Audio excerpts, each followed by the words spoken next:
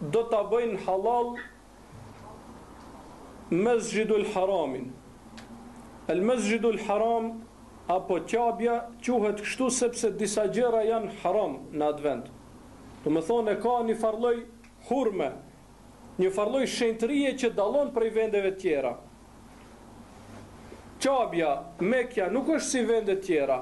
Disa gjëra që bëhen aty nuk bëhen tjetër kund, dhe disa gjëra që ndalohen aty nuk ndalohen tjetër kund. Mirë po para kiametit, pejgamberi alayhis salam po thotë se kjo do të zhduket. Kjo do të zhduket, derisa do të vi një qafir i shëmtuar prej Etiopie, prej Habeshe. E ka përshkruajtur pejgamberi alayhis salam se kombët i ka pak kështu si në formë të ojës. I ka kombët pak si deformume në këtë formë. Dhe do të jetë i ulët. Dhe çaj njeri do të vi dhe do ta prish Qaben gur pas guri, do t'ja hjek gurët një nga një Qabes. Mirë po kjo do t'jetë kur nuk do t'ngel mbi rrezullin toksor njeri i cili thot Allah, Allah. Më thonë kur do të vdesin muslimanët, pasi që era të vi dhe t'ua marrë shpirtin muslimanëve, do t'jesin njerëzit më të poshtër, apo? Në tokë, në përgjithësi.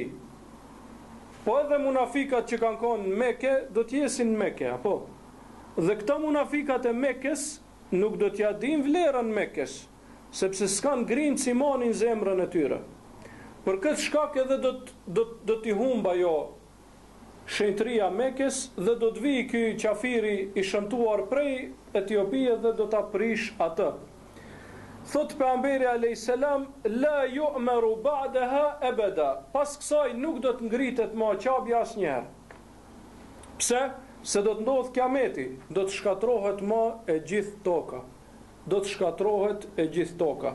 Sepse përderisa ka besimtar në atë vend, të cilët e madhrojnë Allahun dhe të cilët janë të sinqertë Allahu e ruan atë vend.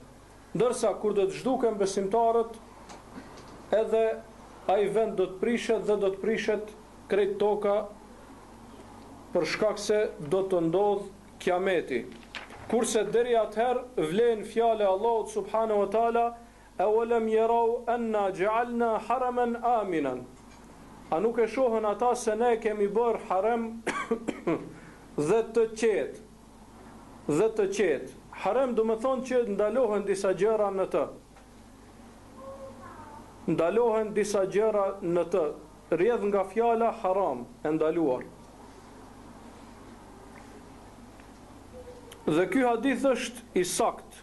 Ky hadith është i sakt, se pra kur nuk do të ngel asnjë musliman mbi fytyrën e tokës dhe do të ngelin vetëm njerëzit e këqij, do të vi një qafir prej Etiopie dhe do ta shkatrojë Qabën dhe pastaj do të ndodh kiameti mbi këta njerëz, të cilët thamë do të ngelin vetëm qafirat mbi rrezullin toksor.